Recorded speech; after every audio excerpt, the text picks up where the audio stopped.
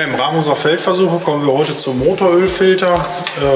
Wie ich finde, ein sehr spannendes Filterelement, da er die Hauptkomponente der Maschine schützen soll, und zwar den Antriebsmotor. Herr Thomsen wird nochmal den Versuchsaufbau erklären an der Versuchsmaschine. Also, wir haben hier an dieser Maschine diese kompletten Ölfiltergehäuse. Die haben wir ausgewechselt gegen modifizierte, wo wir uns hier im Grunde die Messstellen eingelötet haben bzw. eingeschweißt haben, damit wir die Drücke vor und nach dem Filter messen können.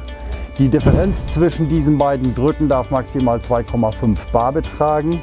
Wenn sie größer wird, dann geht das Bypassventil auf und das Öl läuft ungefiltert dann im Schmierkreislauf. Ja, Herr Thomsen, was haben Sie denn für Ergebnisse gemessen? Tja, die Ergebnisse hier, kurz und knackig. Es gibt keine. Beide Filterelemente haben auf gleichem Niveau gearbeitet.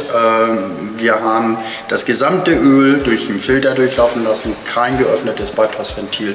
Und das Labor hat uns diese Ergebnisse dann dementsprechend bestätigt, dass nach 500 Stunden beide Öle in einem 1A-Zustand waren und hätten so auch noch weiter gefahren werden können. Was hier aber zu bedenken ist, Garantie und Kulanz ist sicherlich ein Thema. Sollte doch mal was passieren und es ist dann auf den Motorölfilter zurückzuführen, dann habe ich durch eine Preisdifferenz von 5, 6, 7 Euro habe ich dann im Grunde eine Komponente, die im größeren fünfstelligen Bereich preislich zu finden ist, habe ich dadurch zerstört, und die Frage ist, lohnt sich das?